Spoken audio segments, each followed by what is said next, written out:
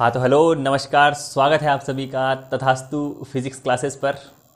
उम्मीद है सब लोग मस्त होंगे और लास्ट लेक्चर देख के ही आज वाले लेक्चर में आए होंगे। तो जैसा कि अपने को पता है कि अपन ने चालू कर दिया था कल अपने इंटीग्रेशन पढ़ा था। और इंटीग्रेशन क्या पढ़े थे अपने, थोड़े से फॉर्मूले हमने पढ़े थे। और उसके अलावा हमने क्या पढ़ा था, उसके अलावा हमने पढ़ा था एक इंटीग्रेशन के ऊपर बेस्ड एक एग्जाम्पल अपन ने कर लिया था। अब देखो, अब अपन आगे देखो, इंटीग्रेशन हमने जान लिया, अब इंटीग्रेशन के फॉर्मूले हमने देख लिए।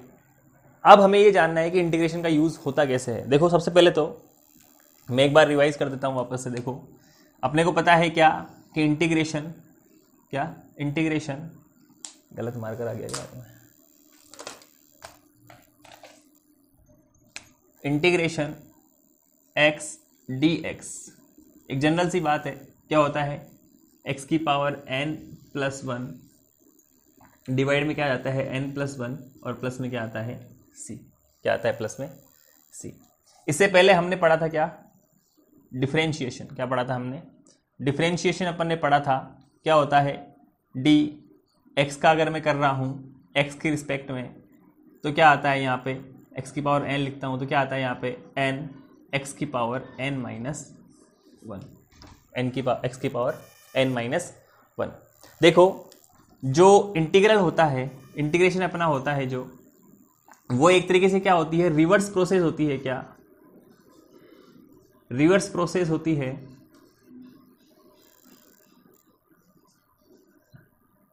डिफरेंशिएशन की। किसकी,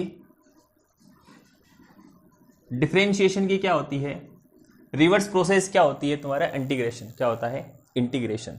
जो हमने यहाँ पे ये c लिख रखा है, अब बात तो यही है, ये c कौन सा c है, ये c क्या है तुम्हारा, कांस्टेंट है। क्या है, कांस्टेंट, जिसको अपन इंटीग्रल कांस्टेंट भी बोलते हैं। क्या बोलते हैं इसको, इंटीग्रल कांस्टेंट भी बोलते हैं। अब ये सारी कहानी के पीछे ये c लिखने का रीजन क्या है, देखो यहाँ देखो। अगर मान लो, सबसे पहले तो हमने पढ़ा था कि y जैसे मान लो फंक्शन है x का, मतलब y की कोई भी वैल्यू दे रखी है। सपोज करो यहाँ पे दे रखा है x की पावर 3। क्या दे रखा है, x की पावर 3 दे रखा है। ठीक है, इसको अब मैं डिफरेंशिएट करूंगा तो क्या आएगा, dx³ बाई dx क्या आएगा, 3x²। ठीक है, तो जो अपन ने डिफरेंशिएशन किया और जो इसका ये डेरिवेटिव निकल के आया है, क्या आया है, डेरिवेटिव। देखो डेरिवेटिव, ये एक नया शब्द तुम्हारे सामने आया, नया वर्ड आया तुम्हारे सामने। डेरिवेटिव क्या होता है, अगर हम किसी भी फंक्शन का डिफरेंशिएशन करते हैं, क्या करते हैं, किसी भी फंक्शन का डिफरेंशिएशन अगर अपन करते हैं, तो जो उसका जो रिजल्ट अपने को मिलता है वो क्या होता है, उसका डेरिवेटिव। क्या होता है, उसका रिजल्ट क्या होता है, डेरिवेटिव। अब चूंकि तुम्हारा इंटीग्रेशन क्या है, डिफरेंशिएशन की रिवर्स प्रोसेस है। इसका मतलब है कि अगर मैं इसको क्या करूं, इंटीग्रेट कर दूं, इस 3x² जो डेरिवेटिव निकल के आया है किसका, x की पावर 3 का, अगर मैं इसको क्या कर दूं, इंटीग्रेट कर दूं, तो मेरे पास अगेन क्या मिलना चाहिए, x³ मिलना चाहिए। क्या मिलना चाहिए, x³ हमको मिलना चाहिए। तो कोई बात नहीं, देखो चेक कर लेते हैं अपन इसको फटाफट से। कहाँ लिख दें, यही लिख देते हैं।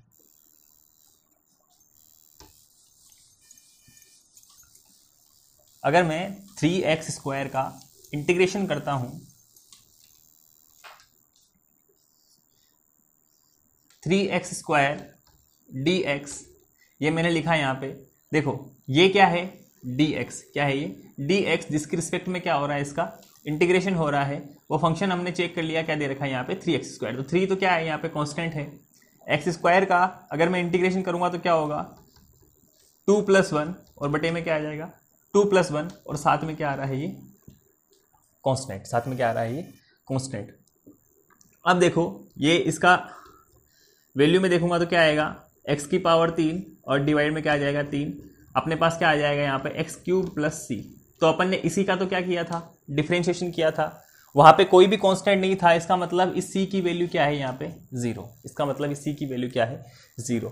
तो जो अपना डेरिवेटिव था उसको अगर अपन इंटीग्रेट करेंगे तो हमें क्या मिलेगी, एक फंक्शन की वैल्यू मिलेगी। जहाँ फंक्शन की वैल्यू मिली उसके साथ में अपन ने c इसलिए लिखा है कि हमें ये नहीं पता कि उस फंक्शन के साथ कौन सा अननोन कांस्टेंट जुड़ा हुआ है उसकी वैल्यू हमको नहीं पता, इसलिए अपन क्या लिखते हैं यहाँ पे, ये सी एक्स्ट्रा अपन यहाँ पे ऐड करते हैं। क्या करते हैं यहाँ पे, सी क्या करते हैं अपन एक्स्ट्रा यहाँ पे ऐड करते हैं। देखो इसलिए अपन इसको क्या बोलते हैं, ये इंटीग्रेशन कांस्टेंट है, इंटीग्रल कांस्टेंट है ये।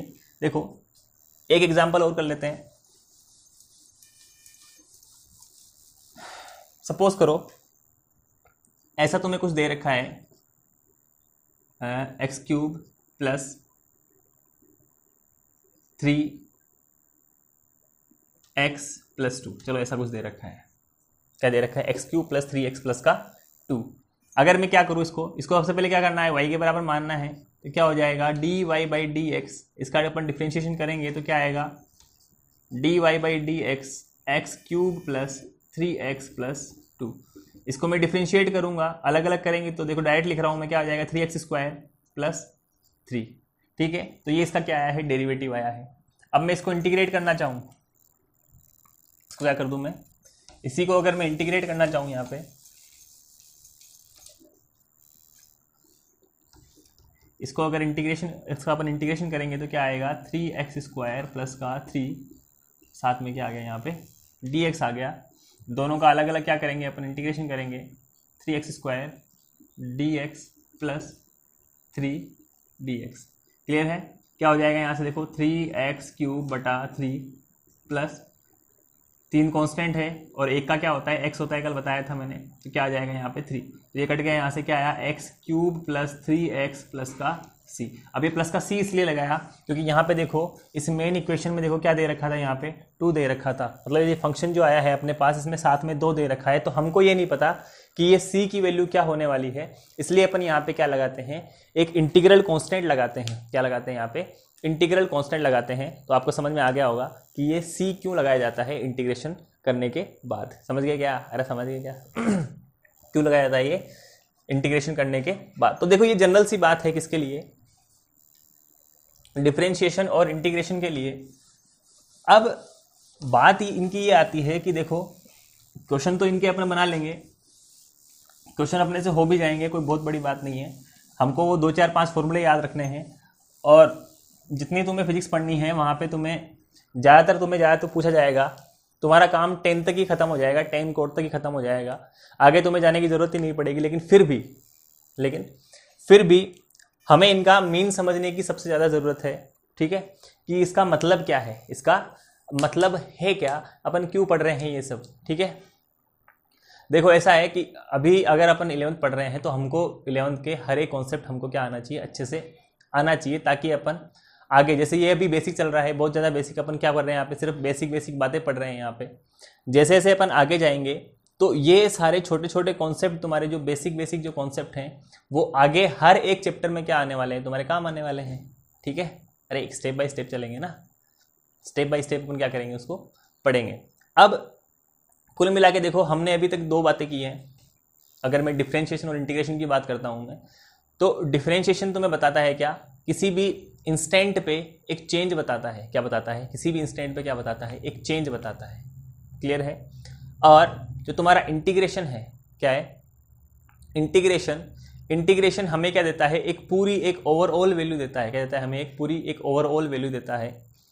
तो उसकी बात अपन करते हैं। डिफरेंशिएशन क्या बताता है हमें, इंस्टेंट पॉइंट पे क्या बताता है, हमको चेंज बताता है। जैसे अब मैं बात करूं, अब देखो अपन देखते हैं क्या देखते हैं, यूजेस। या अपन ये भी बोल सकते हैं कि अपन जो तुम्हारा पर्टिकुलर इंस्टेंट के ऊपर अपन बोल रहे हैं कि डेरिवेशन ऐसे वर्क करता है, उस डेरिवेशन का अपन डेरिवेटिव लेते हैं, और वो डेरिवेटिव हमें ये बताता है उस पर्टिकुलर इंस्टेंट पे किसी भी फंक्शन की वैल्यू। तो पहले देखो अगर मैं बात करूँ किसकी, डिफरेंशिएशन, किसकी बात करता हूँ,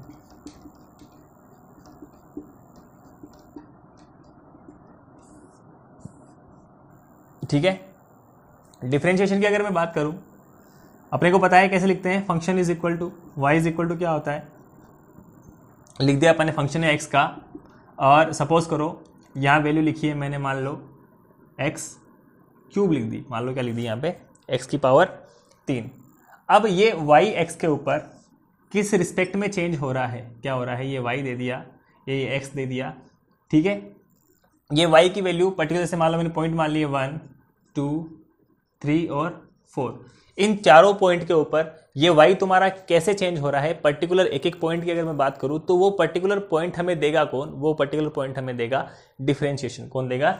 डिफरेंशिएशन। तो क्या करूं मैं इसका मैं डेरिवेटिव ले लेता हूं dy बाई dx, इसको लिख सकते हैं अपन एफ डेस एक्स। एफ डेस का मतलब भी क्या होता है, इसका डिफरेंशिएशन हो गया है एक बार, यहाँ पे अगर डबल डेस आ जाएगा तो 2 बार, ट्रिपल डेस आ गया तो 3 बार, समझ गए? तो ये क्या आ जाएगा यहाँ से 3x²। तो यहाँ पे अगर मैं वैल्यू पुट करता चलूँ इसकी, सपोज करो कोई भी ग्राफ आ रहा है इसका, जैसे मान लो ये ग्राफ बनाता हूँ मैं, ऐसा कुछ ग्राफ आ रहा है इसका, मान लो ऐसा कुछ ग्राफ आया, ठीक है। अब यहाँ पे अगर मैं x बराबर 1 पुट करता हूँ, क्या पुट करता हूँ यहाँ पे x बराबर 1 पुट करता हूँ, तो x बराबर 1 पुट करने पे y की मेरे को वैल्यू मिलेगी। y क्या मिलेगी? यहाँ पे एक वैल्यू मिल गई मेरे को, पर्टिकुलर एक वैल्यू मिली है यहाँ पे। कितनी आई है? y की वैल्यू कितनी आई है? 3। कितनी आई है यहाँ पे?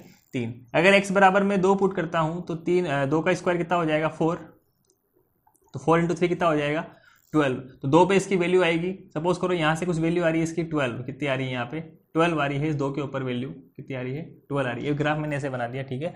तुम इसको अपने हिसाब से थोड़ा सा मॉडिफाई कर लेना। क्या आ रही है यहाँ पे वैल्यू? चलो इसको ऐसे कर देता हूँ मैं। यहाँ पे 3 आई, यहाँ पे कितनी आ रही है? यहाँ पे मान लो 12 आ रही है। कितनी आ रही है? 12। ऐसे ही मैं x बराबर 3 लिखूंगा तो कितना हो जाएगा? 27। यहाँ पे वैल्यू कितनी आ जाएगी? 27। तो तुम देखोगे कि यहाँ पे देखो पर्टिकुलर पॉइंट पे अपन क्या बता पा रहे हैं, यहाँ पे चेंज बता पा रहे हैं। अब इस वैल्यू के अंदर अगर तुम x बराबर मान लो तुम्हें 1/2 पे देखना है चेंज, x बराबर 3/2 पे देखना है, x बराबर 5/2 पे देखना है, मतलब x की किसी भी वैल्यू पे, दुनिया जहान की सारी वैल्यूज अगर तुम यहाँ पे पुट कर दोगे तो उस हर एक वैल्यू पे तुम क्या निकाल सकते हो? इस फंक्शन के लिए y में होने वाला चेंज तुम यहाँ देख सकते हो विथ रिस्पेक्ट टू x। तो ऐसे वर्क करता है तुम्हारा क्या? डिफरेंशिएशन। कैसे वर्क करता है? अभी मैंने तुम्हें बताया, ऐसे ही वर्क करता है तुम्हारा क्या? डिफरेंशिएशन। अगर आप पर्टिकुलर इंस्टेंट पे अगर तुम्हें चेंज बताना है, सपोज करो तुम अभी जा रहे हो, मान लो बाइक से जा रहे हो। कहाँ जा रहे हो? बाइक से। लड़के हो तो बाइक से जा रहे हो, लड़के मतलब पापा के परे हो तो किससे जा रहे हो? बाइक से। और पापा की परिया हो तो किससे जा रहे होंगे? स्कूटी से जा रहे होंगे। तो देखो, तो तुम्हारा जो स्पीडोमीटर है, क्या है? स्पीडोमीटर जो है, स्पीडोमीटर क्या बताता है यहाँ पे? स्पीडोमीटर तुम्हें बताता है इंस्टेंटेनियस स्पीड। क्या बताता है? Instantaneous speed. इंस्टेंटेनियस स्पीड का मतलब यही है कि वो तुम्हें उस पर्टिकुलर टाइम पे तुम्हें क्या बता रहा है? स्पीड बता रहा है। क्या बता रहा है? उस पर्टिकुलर टाइम पे तुम्हें क्या बता रहा है? स्पीड बता रहा है। उस पर्टिकुलर पॉइंट पे, उस टाइम पे तुम्हें क्या बता रहा है? वो स्पीड को बता रहा है। इसी को अपन क्या बोलते हैं? क्या कि वो तुम्हें बता रहा है इंस्टेंटेनियस स्पीड बता रहा है। और इसको अपन अगर उसका मैं ग्राफ बनाऊंगा, उस स्पीडोमीटर का भी मैं ग्राफ बनाऊंगा तो उसका ग्राफ भी कुछ ऐसे ही आएगा। और वहां पे भी अपने को क्या मानना पड़ेगा? फंक्शन अपने को मानना पड़ेगा जो हमको क्या बताएगा? उसकी किसी पर्टिकुलर टाइम पे पर्टिकुलर स्पीड बता देगा। तो ये तुम्हारा काम क्या होता है? किसका? डिफरेंशिएशन का क्या होता है? ये काम होता है। क्लियर है? अब तुम्हारा बच गया क्या? इंटीग्रेशन। क्या बच गया अब? इंटीग्रेशन। तो इंटीग्रेशन के लिए अपन देखेंगे नेक्स्ट वीडियो में, धीरे धीरे अपन पढ़ते हैं। तब तक तुम क्या करो, जितने अभी तक अपने पढ़ा है वो सारे क्या करो, तुम लेक्चर पहले रिवाइज कर लो। यहां तक अपने को पहुंचना है। उसके बाद अपन कल जो करेंगे वो इंटीग्रेशन के कुछ ही क्वेश्चन तुम्हारे बच गए हैं, वो क्वेश्चन मैं तुम्हें कल बता दूंगा, ठीक है। तो कल अपन क्या करेंगे, जो तुम्हारे क्वेश्चन तुम्हारे बच गए हैं वो अपन कल करेंगे इंटीग्रेशन से रिलेटेड। और तुम्हारा इंटीग्रेशन वर्क कैसे करता है वो अपन बताएंगे कल वाले वीडियो में। तो मिलते हैं नेक्स्ट लेक्चर में, तब तक के लिए तथास्तु।